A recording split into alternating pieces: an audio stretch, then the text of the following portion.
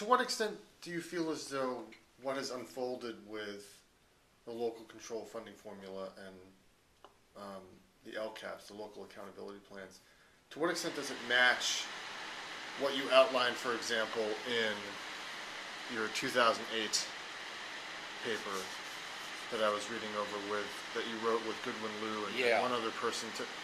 That was sort of your initial rough vision, right? To what extent has it matched that, and to what extent maybe has it not matched what you were thinking of? It seems generally to conform with what you were writing about. Yeah, it conforms with it. Of the original document, we were mostly concerned with how to allocate the state funding. Mm-hmm. So we were, the prime objective was there. We had a pot of state money. There'll always be a state allocation to local school districts. In California, the state controls over 80% of the funds, 82%.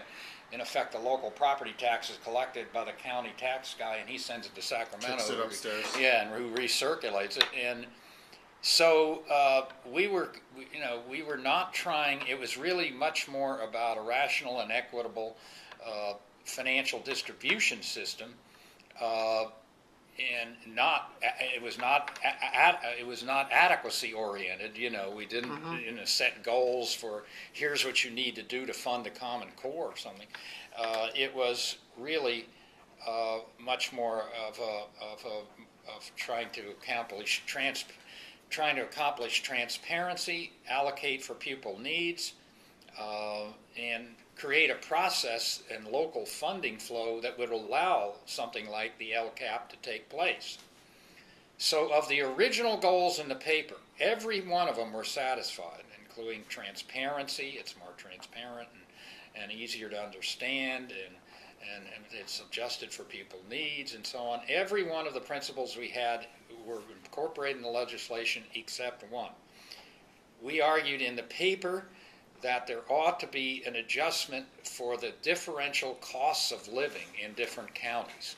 Both the other big states, Florida and Texas, adjust for county differences. And we argued that it costs more to run a school in San Francisco than it does in Modoc County east of the Sierras or something. And so,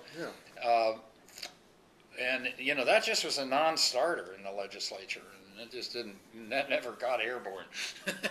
So it was sort of like, we can't do that, and so everything else too went. Complicated, too hot politically? I just don't think the political coalition was there. When every district claims it has special costs. So Modoc County says, we've got these busing costs that are so high, and they just didn't trust whatever proposals were made to adjust for county. They didn't trust them. They didn't agree with them, and they didn't have face validity to them. I mean, is that a major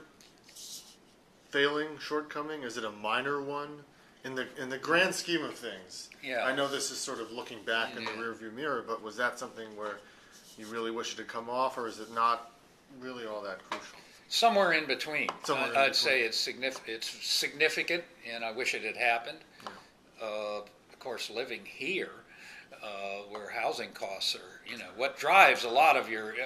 remember, we were trying to adjust for uncontrollable costs. There's the cost of high living, and then there's the cost of living, which you can't control. Yes. So variables like housing are totally out of the control of, the Bay Area. They're just... Bay Area school districts, they cannot control their housing costs for their personnel. So I think it is significant, and we may have to revisit it at some point.